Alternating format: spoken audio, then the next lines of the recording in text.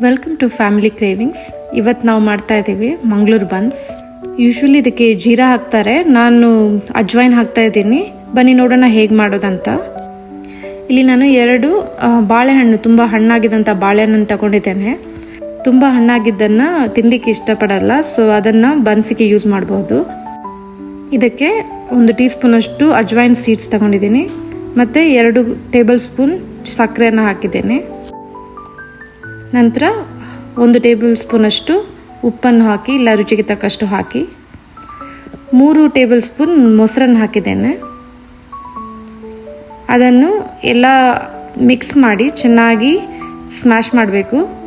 Banana ಸ್ವಲ್ಪ ಕೈಯಲ್ಲಿ ಸಿಗಬಾರ್ದು, so ಅದನ್ನು ಚೆನ್ನಾಗಿ ಸ್ಮ್ಯಾಶ್ ಮಾಡಿ ಅದರ ನಂತರ ಅದಕ್ಕೆ 1/2 ಟೇಬಲ್ ಸ್ಪೂನಷ್ಟು ಬೇಕಿಂಗ್ ಸೋಡಾ ಹಾಕಿ ಮತ್ತು 2 ಕಪ್ ಮೈದಾವನ್ನು ಹಾಕಿ ಚೆನ್ನಾಗಿ ರುಬ್ಬಿ ಪೂರಿ ಚಪಾತಿ ಮಾಡುವ ಹಾಗೆ ಹಿಟ್ಟನ್ನು ರೆಡಿ ಮಾಡಿ ಇಟ್ಕೊಂಡಿರಿ.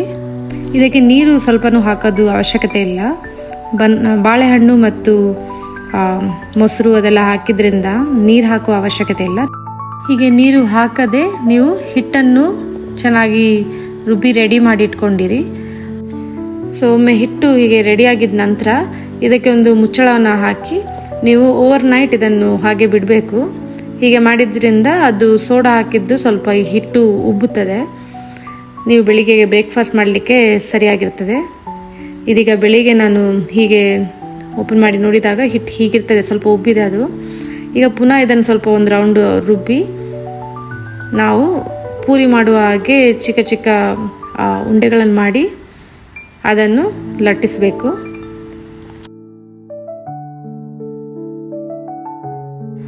ನಾವು ಪೂರಿ ಹೇಗೆ ಮಾಡ್ತೇವೋ ಹಾಗೆ ಪೂರಿಗೆ ಲಟ್ಟಿಸಿದ ಹಾಗೆ ಲಟ್ಟಿಸಬೇಕು. ಸ್ವಲ್ಪ ದಪ್ಪವಾಗಿ ಮಾಡ್ತೇವೆ ಇದನ್ನು, ಮಂಗಳೂರು ಬನ್ಸನ್ನು, ಯಾಕಂದರೆ ಅದರಲ್ಲಿ ಲೇಯರ್ಸ್ ಫ್ರೈ ಮಾಡಿದಾಗ ಲೇಯರ್ಸ್ ಚೆನ್ನಾಗಿ ಕಾಣುತ್ತೆ.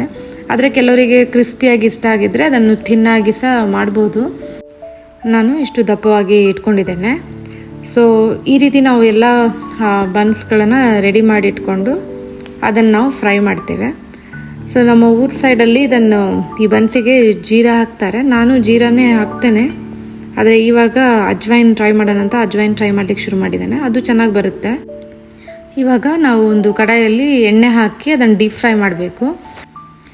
ಬನ್ಸನ್ನು ಬಿಸಿ ಎಣ್ಣೆಯಲ್ಲಿ ಹೀಗೆ ಹಾಕಿ ಚೆನ್ನಾಗಿ ಫ್ರೈ, ಒಂದು ಸೈಡಲ್ಲಿ ಚೆನ್ನಾಗಿ ಫ್ರೈ ಆದ ನಂತರ ಅದನ್ನು ಟರ್ನ್ ಮಾಡಿ ಇನ್ನೊಂದು ಸೈಡಲ್ಲೂ ಫ್ರೈ ಮಾಡಬೇಕು.